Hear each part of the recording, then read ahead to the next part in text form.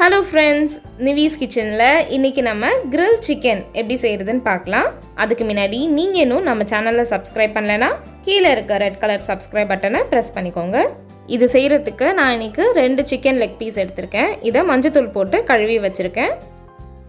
சிக்கன்ல நம்ம சேர்க்க போற மசாலா எல்லாம் நல்லா இறங்கணும். அதுக்காக ஒரு knife எடுத்து இந்த மாதிரி சிக்கன்ல ஃபுல்லா கட் பண்ணிடுங்க.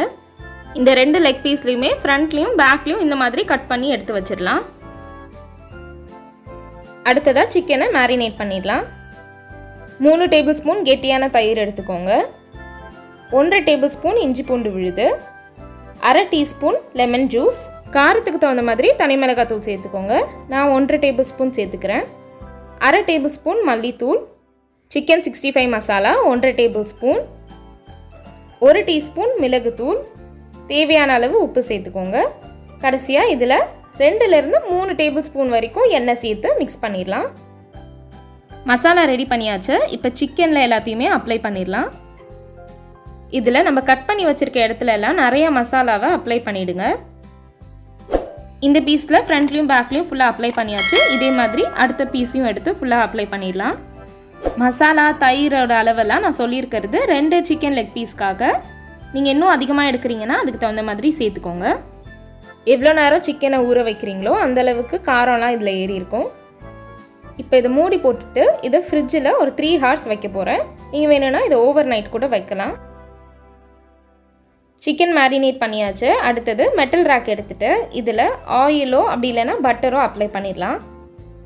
மேரினேட் பண்ணியிருக்க சிக்கனை மெட்டல் ரேக்கில் வச்சிடலாம். இப்போ அவனில் வச்சு கிரில் பண்ண போகிறோம். அதுக்கு முன்னாடி இந்த மாதிரி ஒரு ஹீட் ரெசிஸ்டன்ஸான ஒரு கிளாஸ் பவுலை வச்சுருங்க. இதுக்கு மேலே நம்ம மெட்டல் ரேக்கை வச்சிடலாம்.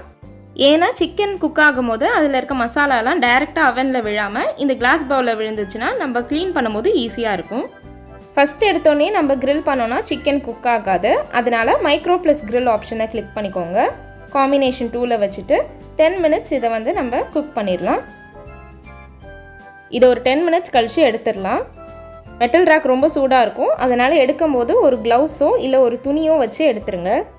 பட்டர் நான் மெல்ட் பண்ணி வச்சுருக்கேன். இந்த 2 சிக்கனையும் திருப்பி போட்டுட்டு இதுக்கு மேலே பட்டர் அப்ளை பண்ணிடலாம்.